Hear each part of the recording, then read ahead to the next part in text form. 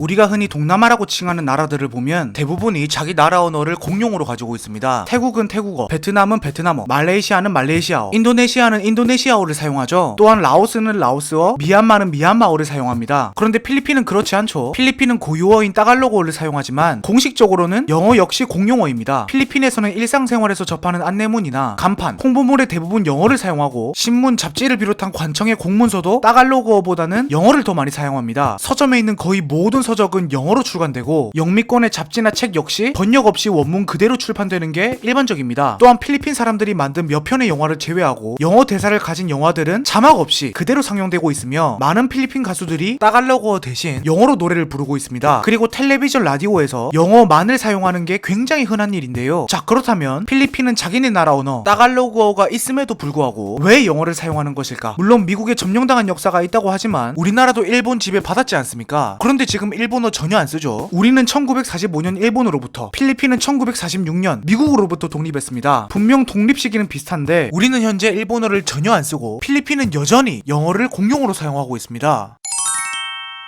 필리핀은 1571년부터 약 300년간 스페인 지배를 받았습니다. 스페인 지배 전까지만 해도 필리핀은 하나의 국가로서 존속한 게 아니라 부족 단위로 여기저기 흩어져 있었습니다. 이때까지만 해도 필리핀이라는 국명이 없었을 뿐더러 같은 나라 사람이라는 의식이 전무했습니다. 그런데 이렇게 흩어져 있던 부족 국가들이 스페인의 지배하에 하나의 덩어리로서 동일하게 지배를 받기 시작하니까 이때부터 조금씩 같은 나라 사람이라는 정체성이 생겨나기 시작했습니다. 필리핀이라는 국명은 스페인이 만들었는데요. 당시 스페인 국왕 필립 2세의 이름을 따서 필리핀이라는 이름을 지은 것입니다. 원래는 수십 수백 개의 부족 국가가 따로 독립분리되어 있었지만 스페인의 지배를 받고 그 전체가 하나로 통치되면서 필리핀이라는 이름으로 불리게 되었습니다. 이것은 필리핀 사람들이 서로 다른 민족의 사람들이 아니라 모두가 통일된 국가 아래에 있다는 관념을 형성했습니다. 그러니까 필리핀의 민족의식이 퇴동할 수 있는 배경이 이렇게 만들어진 것이죠. 스페인의 지배 하에서 필리핀은 다양한 영향을 받았습니다. 가장 대표적으로 종교를 들 수 있죠. 스페인 지배 기간 동안 필리핀 인구의 절대 다수가 가톨릭 교도가 되었습니다. 그리고 언어 역시 마찬가지로 영향을 많이 받았죠. 필리핀 사람들은 라틴어 알파벳과 스페인어에 큰 영향을 받았고 그 결과는 현재 필리핀의 고유어 따갈로그어를 보면 쉽게 확인할 수 있습니다. 현재 따갈로그어는 라틴어 알파벳으로 표기되고 있는 것은 물론 스페인어의 영향을 받은 단어가 무려 5천여 개에 달합니다. 그렇지만 이렇게 필리핀이 언어적으로 스페인의 영향을 받았다고 해도 그게 그렇게까지 결정적이진 않았습니다. 다시 말해서 스페인어의 영향을 적당히만 받았다는 말입니다. 왜냐하면 스페인 지배 당시 스페인은 필리핀 사람들에게 스페인어를 별로 강요하지 않았고 그랬기 때문에 스페인어는 당시 필리핀에서 공용어가 아니었습니다. 또한 필리핀에서는 스페인 선교사들이 스페인어가 아닌 따갈로그어로 천주교를 보급하고 한 스페인 선교사는 최초로 따갈로그어 문법책을 간행했습니다. 그러니까 스페인어를 강요하지 않고 대신에 따갈로그어를 존중했던 셈이죠. 그런데 이게 약간 아이러니한 게 스페인은 다른 식민지였던 멕시코나 다른 라틴 아메리카에서는 그렇게 스페인어 사용을 강요했는데 필리핀에게는 그러진 않았던 것이죠. 상대적으로 거리가 멀고 통치가 근처 라틴 아메리카에 비해 어려워서 그랬습니다. 여하튼 덕분에 필리핀은 큰 위협 없이 자국어를 지켜낼 수 있었는데요. 그런데 이제 여기서 큰 문제가 하나 발생하죠. 바로 1898년 스페인 식민지가 끝나고 곧바로 미국의 지배가 시작된 것입니다. 미국은 필리핀 사람들을 미국인의 가치관을 가진 사람으로 만들고자 했습니다. 그래서 미국은 스페인과 다르게 강압적으로 따갈로그어 사용을 억누르고 영어에 동화되도록 하는 정책을 폈습니다. 미국은 필리핀에 학교를 설립했고 이것은 영어를 확산하는데 결정적인 기여를 했습니다. 미국에 의해서 디자인된 교육과정에 따갈로그어는 포함되어 있지 않았고 오직 영어가 유일했습니다. 학교에서 필리핀 학생들은 미국 노래를 부르고 미국 시를 읽고 미국의 역사, 문화를 공부했습니다. 또한 미국은 필리핀 엘리트, 다시 말해 자신들의 똘마니를 육성하기 위해서 1903년부터 우수한 필리핀 학생들을 미국에 유학시켰습니다. 우리나라 일제강점기 때와 거의 유사한 상황이죠. 이러한 국비 유학생 제도는 미국 식민 지배 기간 동안 꾸준히 유지되었습니다. 이렇게 영어가 필리핀 학생들의 의식 세계를 침투하고 엘리트들이 미국 앞잡이가 되어가는 동안 영어는 점차 필리핀에서 공용어의 지위에 오르게 되는데요. 다시 말해서 대중들의 일상 언어가 되기 시작한 것입니다. 이에 따라 필리핀 민족의식은 희미해지고 필리핀의 미국화가 급속하게 진행되었습니다. 그런데 1946년 필리핀은 미국으로부터 독립하게 됩니다. 그러니까 학교 교육을 통해서 영어 사용을 강제하고 집요하게 따갈로그어 사용을 억제하던 지배자가 사라지게 된 것입니다. 이렇게 되면 이제 그냥 생각했을 때 필리핀 민족주의자들이 들고 일어나서 미제국주의에 물들었던 불온한 사상을 뿌리째 뽑아버리기 위해 민족주의 사상을 퍼뜨리고 영어 사용을 억제하는 대신 따갈로그어 사용을 강제했을 것 같은데 그런데 독립 이후 상황은 그렇게 단순하게 흘러가지는 않았습니다. 필리핀은 지방 언어까지 다 합친 합치면 언어가 무려 180개에 달합니다. 이렇게 다양한 언어가 생긴 것은 필리핀은 7,000개가 넘는 섬으로 구성된 섬나라이기 때문입니다. 그래서 지방 언어의 색깔이 뚜렷하고 다양한 언어가 공존하게 된 것이죠. 그런데 이곳의 문제점은 바로 의사소통인데요. 지역마다 언어가 다를 뿐더러 심지어 같은 단어가 있다고 하더라도 지역에 따라 사용되는 의미가 전혀 다릅니다. 부산에서는 김치를 김치라고 하고 똑같은 김치를 서울에서는 냉장고라고 하면 굉장히 헷갈리겠죠. 그러니까 의사소통에 구조적으로 문제가 있을 수밖에 없습니다. 또한 따갈로그어는 학술적인 용어를 담기엔 언어적인 한계가 있었는데요. 이런 상황에 독립 후 정치인들이 영어 사용을 금지하기는 현실적으로 쉽지 않았을 것입니다. 왜냐하면 지역마다 의사소통에 어려움을 겪는 현실을 고려했을 때 비록 미국에 의해서 강제적으로 뿌리내리긴 했지만 영어 사용이 나름 보편화된 상황에 이곳을 민족 정기를 바로 세운다는 차원에서 모든 걸 허물어뜨리기엔 그 손실이 너무나 막대했던 것이죠. 그래서 해방을 맞은 1946년 이후에 필리핀 정부는 영어와 따갈로그어를 함께 사용하는 이중언어 정책을 시행하고 있습니다. 1987년에는 공식적으로 영어가 공용어가 되었죠. 이렇게 영어의 확산은 앞서 말했다시피 불가피한 측면이 있었습니다. 그런데 그 주요한 원인 중에 또 다른 하나가 바로 정치적인 이유인데요. 필리핀은 약 400년간 스페인, 미국에 지배당했고 이 기간 동안 제국주의 앞잡이들은 필리핀 사회에서 엘리트 자리를 차지했습니다. 그렇지만 모든 식민지 시기가 끝나고 독립을 이룬 다음에도 이 부역자 앞잡이들의 후예는 제대로 청산되지 않았습니다. 그들은 여전히 정치권에서 지배 세력으로 남아있는데요. 당연히 이들은 식민 지배의 잔재를 굳이 청산하려고 하지 않았습니다. 이것은 필리핀 역사 교과서를 보면 금방 알 수 있는데요. 고등학교, 대학교에서 교과서로 사용되고 있는 역사 교과서를 보면 스페인, 미국의 지배에 대한 폐해를 거의 언급하고 있지 않습니다. 심지어는 그들을 찬양하는 내용도 심심치 않게 찾아볼 수 있습니다. 예를 들면 미국의 지배를 긍정하고 그들로 인해 필리핀의 정치와 문화, 사회 전반에 계몽적인 영향을 끼쳤다는 것이죠. 이것은 우리나라 식민지 근대화론과 거의 유사하다고 볼 수 있습니다. 필리핀의 역사 기록이 미국, 스페인에 관대한 것은 여태껏 제대로 된 식민 청산이 이루어지지 않았다는 반증입니다. 또한 앞서 말했다시피 필리핀이라는 국명 자체도 식민지 잔재입니다. 스페인 국왕의 이름을 따온 것이지 않습니까? 일본 애들이 우리나라 국명을